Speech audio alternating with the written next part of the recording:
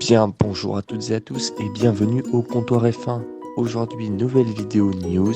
On vous sert une triple dose d'infos et c'est parti sur la première news.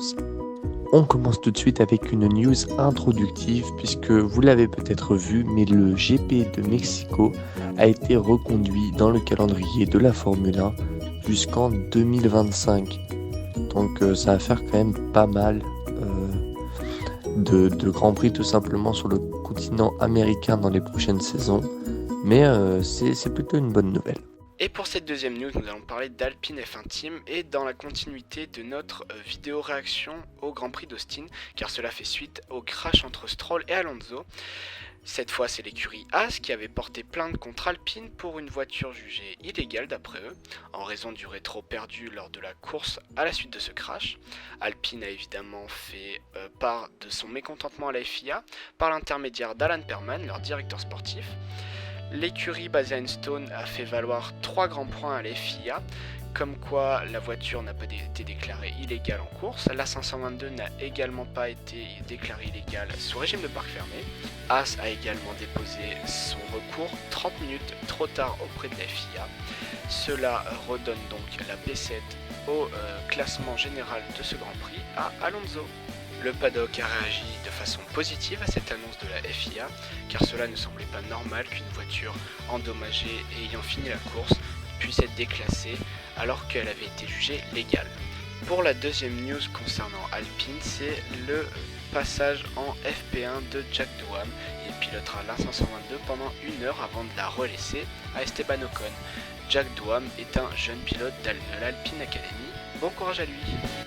Et on part immédiatement sur la deuxième news. Donc la deuxième news, c'est l'arrivée confirmée d'Audi en F1 pour 2026. Donc ils arriveront accompagnés donc de Sauber.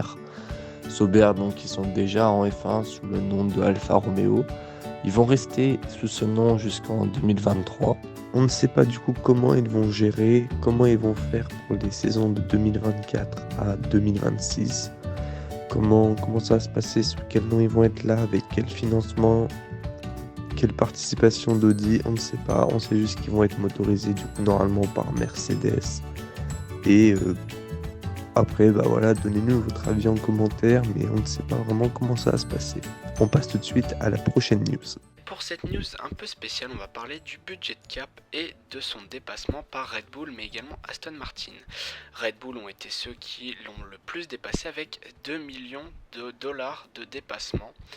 Il y a eu un accord secret entre la FIA et Red Bull, mais celui-ci a été révélé aujourd'hui, et celui-ci vaut 7 millions de dollars d'amende de Red Bull, mais également une réduction de 10% du temps de soufflerie.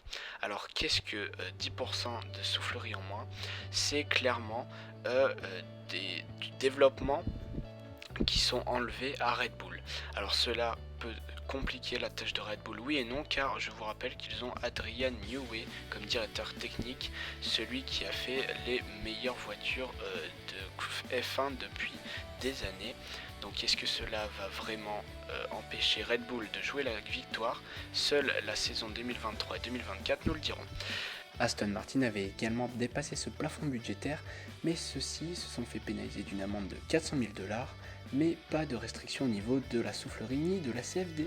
Et bien voilà, c'est toutes les news que vous devez retenir en amont de ce Grand Prix du Mexique. Évidemment, il y aura une vidéo réaction à ce fameux Grand Prix. En attendant, je vous laisse vous abonner et liker cette vidéo. Et à bientôt au comptoir F1.